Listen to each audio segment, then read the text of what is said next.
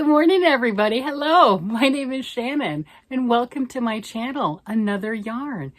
I was not going to do a video this morning. It is Wednesday morning, day before Thanksgiving if you're in the United States. It is chaotic. I do have to go to work. As soon as I get done with this video, off to work I go. And yeah, it's going to be a busy day.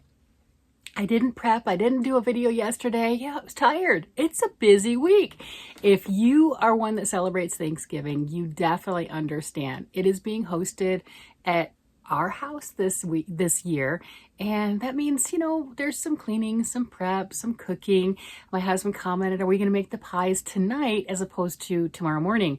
Yes, we are.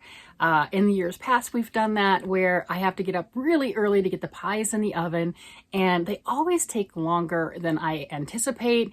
And then we get the turkey in a little bit later. Now we do use an oven bag, and it does go a lot faster. Our turkey's like 2.5 hours, maybe 3, something like that. And we get it in the oven early. Our goal is to have food ready between noon and 2 o'clock. I know that is extremely early, but we have adult children and they have in-laws, right? And we've always done it like that. So that way you can eat on all the wonderful things all throughout the day and not get filled up on all the snacking things. And then, turkey's out at 5 o'clock and no one's hungry, right? It's a beautiful bird. You spend all day cooking it and no one actually wants to eat it. It just looks really pretty. So that's the way that we've done things. And then if you plan it for noon, and the turkey, for whatever reason, doesn't get done until 1 o'clock or 2 o'clock, it's okay. It's still right there in that time period. So we've always done that. So yeah, I'm going to be doing pies tonight, maybe some homemade bread, maybe some other things. We've got our traditional stuff that we put on is green bean casserole. We already talked about that. It's the super fancy kind.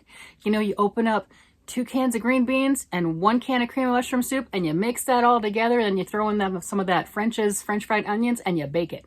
Or 4 cans of green beans and 2 cans of cream of mushroom soup, and then a couple handfuls of the onion stuff, and you bake it. Again, super fancy, right? So not any stress or prep on that. Not any stress or prep on our cranberry sauce, straight from the can. Don't mess with that can shape, man. Just right there. I do put more attention into potatoes and stuff like that, but we try to keep things simple and comfortable. Well, if you've been around and you've seen some of the other things that I've been working on, I finished that bumblebee hat, and here it is. I love it. And I know I've talked about it. What did I do with my chart? Whatever. I've talked about it, and you can use charts for any medium you want to, right? It's a graph. You draw out your own chart, or you find a chart online, or any chart that you have, whether it's embroidery, knitting, crochet, weaving. There are so many books that are out there right now if you don't want to draw your own. And this one is an actual pattern, right? And I did the top differently, but that's knitting. I decided, since I kept talking about it, to let me work on crocheting with it. And I haven't gotten it finished yet, but look at that. What do you think? The nice yellow bumblebees right there. And here, with the bigger and everything, you can actually see it a lot better with just the half bumblebee. I noticed when I was knitting it, it was really, when you just had just that much of the bee, it didn't look like much. You really had to finish that bee for me to discern it and to pick it out. But I used this. This is Big Twist yarn. This is, I think I used a size G crochet hook, or at least that's what I'm using right now. I don't know what I started it with. And started doing that. And what I'm doing is I'm crocheting in between the V portion of each single crochet, right? So it does give that knitted look. Nice. I don't know if this is, I'm sure there's a technique name for this. I don't know what it is offhand. If you know, put it down in the comments, but I like the way that it's coming along. And what I was looking at doing, when my husband saw it, he said, what is it? And I said, it's a hat. And he said, it's too big. I'm like, no, it's not. Said, yes, it is. No, it's not. We can make this work. But what I was thinking of is, I got to go to work. I'm going to mess my hair up.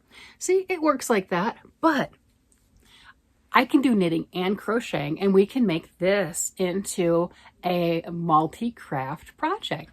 So I can have the bees like that with a single crochet. And if I choose to, right here along the edge, I can get out my knitting needles and I can pick up stitches here and use the knitted ribbing. And I can either finish it off at the top with crochet, or I can even pick up stitches on that and knit those off too. I don't know. What would you do? How would you finish this off into something? Or if I really wanted to, I think I did start with bigger hook down at the bottom and I moved it and well, whatever. But what would you turn this into? Would you turn it into a hat? Would you use that band and try to make it into a bag? What would you do with this? I just wanted to have fun with it. And then here's some of the other things that I was playing with on the inside. And maybe I should have continued stranding so you couldn't see the yellow. So on this very bottom part, see, there you go. On the bottom, when I first started it, I was just stranding my yarn in the back like I would with knitting, right? And then I started crocheting over the stitches, and that's what you can see. You don't have the floats or anything like that with crocheting over. And you know, they both have their uses and their purposes. But you can see where I crocheted over, you can see some of the yellow bleed through on this large blue background. And you know, in different places more than others, right? You can see that a little bit. So I don't know. But I wanted to show the technique. And you can use any charts. You really, really can. And you can turn it to anything that you want to. Use the craft that you have, right? And then there's a lot of people doing Tunisian crochet right now, which also gives that knitted look.